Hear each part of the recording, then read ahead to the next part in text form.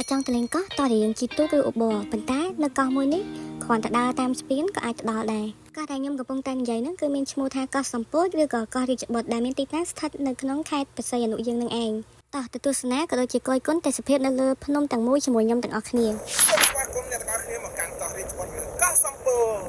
ចតា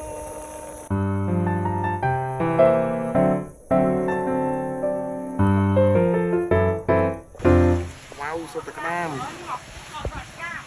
កប់សេរី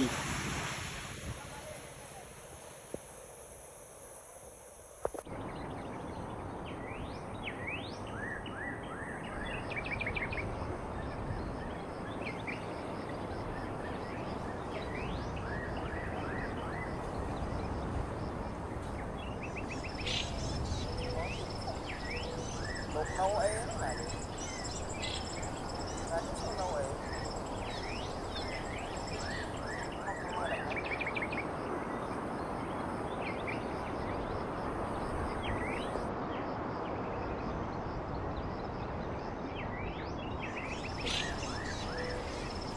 បងក៏ដូចគ្នា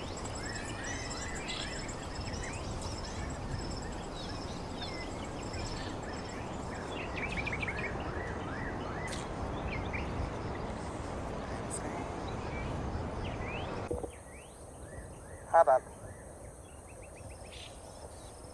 នាំកូនដើរលេងនេះគេដាក់ភ្លើងដាក់អីណានេះយប់ឡើងខ្ញុំបាញ់ឡើងលើមេទេមកភ្លើងប៉ុណ្ណានេះអូមានកៅយឹតមើលទៀតកៅយឹតតោះមើលកៅយឹតទេសភាពមើលពីលើកោះទៅឥឡូវគឺយើងកំពុងតែនៅលើកោះសំពោចឬក៏គេហៅថាកោះរាជបុត្រស្អាតមែនតើថ្ងៃលិចទៅនៅកន្លែងនេះពេលល្ងាចឡើងអីមកថតថ្ងៃលិចអែមនេះច្បាស់ HD ហ្មងនេះខាងខំមើលដល់ណានេះមើលឃើញដល់ណាមើលឃើញដល់អ្នក subscribe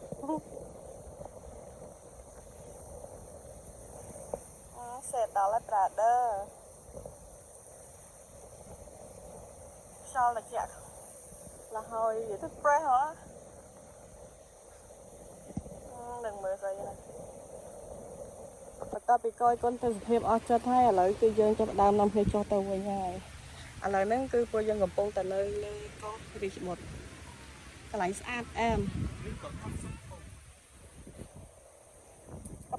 បើកោះរាជបុត្រឬក៏កោះសំពោចហ្នឹងមានតែកន្លែងថតប៉ុណ្្នឹងឯងប៉ុន្តែគាត់ថាបើនៅខាងក្រោយនោះគឺយើងអាចលេងជាមួយនឹង activity ផ្សេងវាមានច្រើនណាស់